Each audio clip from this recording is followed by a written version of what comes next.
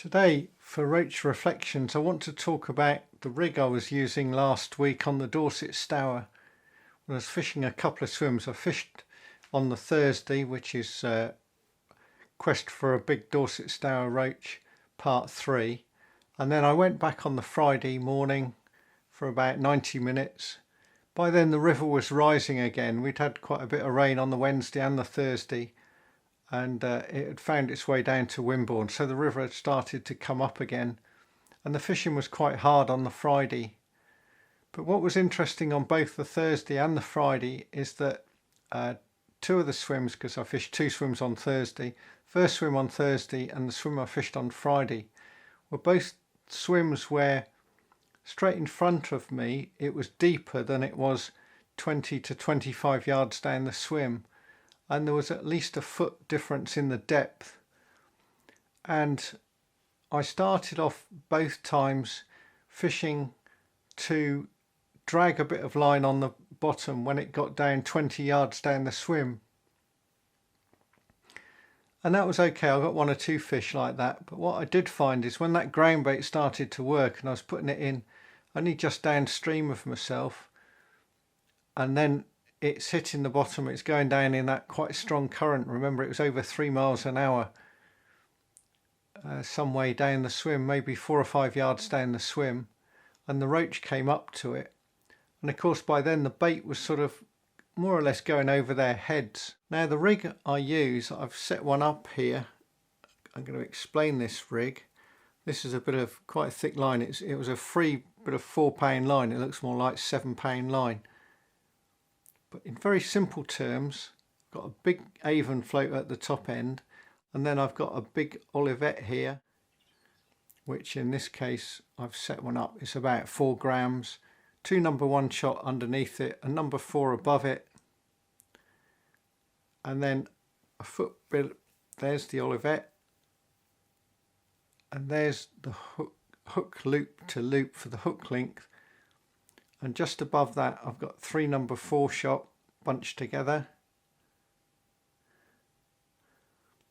and then I've got a 22-inch hook length, and I've put it's a piece of white plastic sweet corn, so you can actually see it rather than a piece of bread that will fall off. It will stay on there. Hook's quite sharp, by the way. Like I said, it's a 22-inch hook length, and that with a 14 would be about 0.11 Preston reflow power line, so it's fairly strong. This on here is about a 10 actually, but to thicker line. And of that 22-inch hook length, 10 inches below the hook loops, I've got 2 number 8 shot bunched. So the whole distance, we can only just about get this on the screen, is about 3 feet from the weight down to the hook, the main Olivet down to the hook. And that means when I started to deepen off a lot in that swim, I was dragging not only the number 8 shot down the line, I was starting to drag that little bunch of number 4 shot, that 3 number 4 shot on the bottom. And then as it got towards the really shallow water, more and shallowed up more and more on that, but it never got as far as the Olivet. So it was only well down the swim that the number 4 shot dragged on the bottom, but dragging quite a bit of line on the bottom. And quite a lot of people fish this type of float. They'd have the equivalent of, if we move that Olivet down to there,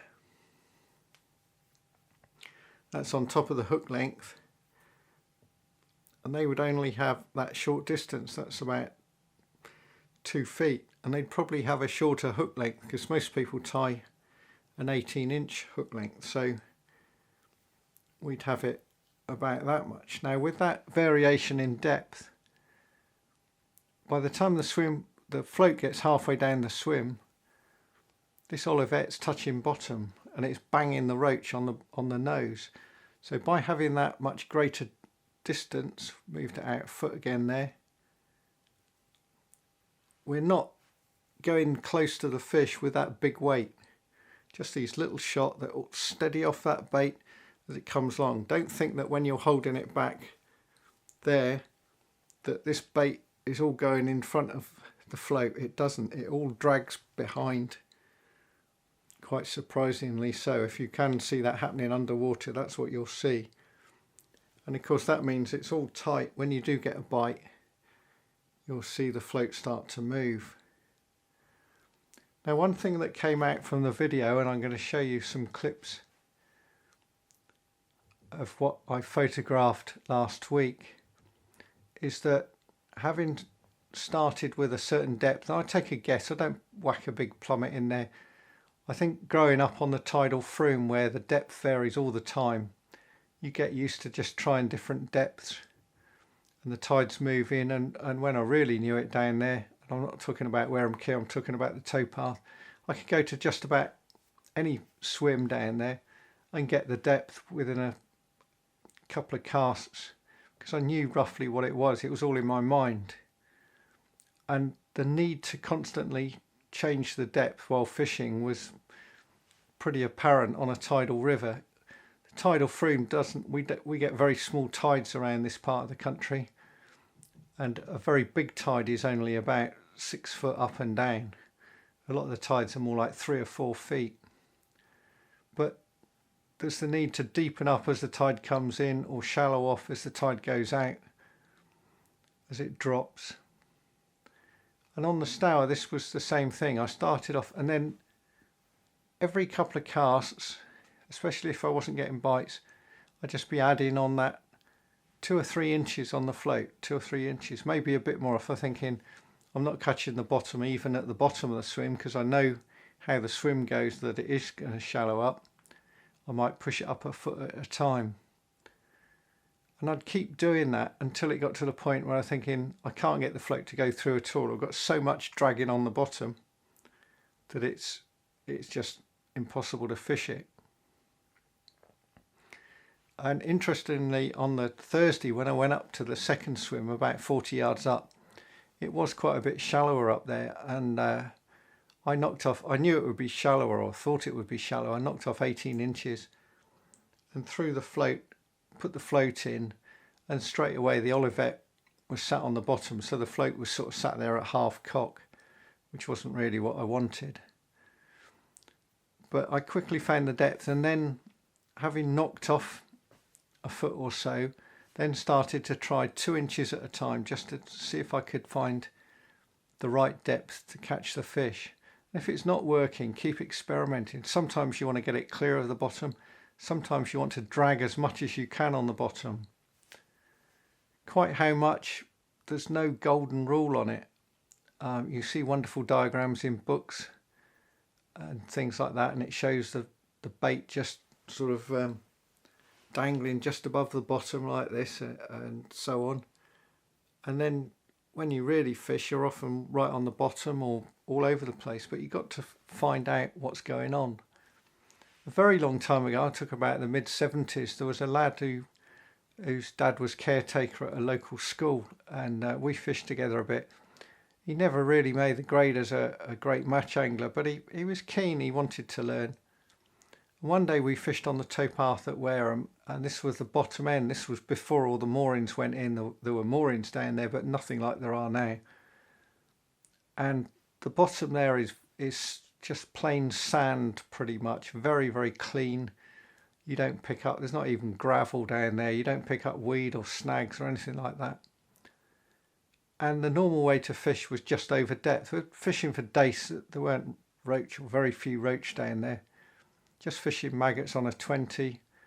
And I think I set up with something like a 4BB pacemaker. That would have been my float of choice back in those days. And I started fishing away, and I was getting the odd fish, not very many. And he was catching a fish a chuck, so I thought I'd go and see how he was doing. He was 30 yards below me, and he was fishing about 5 foot over depth. I couldn't believe it, because the bottom was so clean he could get away with it, and he was sort of chucking it out there and letting this thing trundle through, dragging away, and the fish were having it. And it just seemed wrong to me that he could fish so much over depth. It certainly wasn't the normal way to fish down there, but on that day that's what they wanted. And I changed my gear a bit, didn't seem right, but I started to catch as well. So as I say, there's no golden rule. Think about the depth, keep experimenting, keep moving, but not just moving the distance, say, of a bulk weight there, which is now had its bit of tube come out, but where I've got shot here a mini bulk, we can move a shot up to the Olivet, or we can go the other way, we can move more shot down to it. We've got 2 number 8 with an Avon float, that's my preference. We can spread those apart, we can move them together. So we got quite a lot of variation, and we can move the distance that they are from the hook. So by shot shuffling, as they call it, you can keep the bites coming. Hope I've got you thinking again. Please click like and subscribe, and it's cheerio from me for now.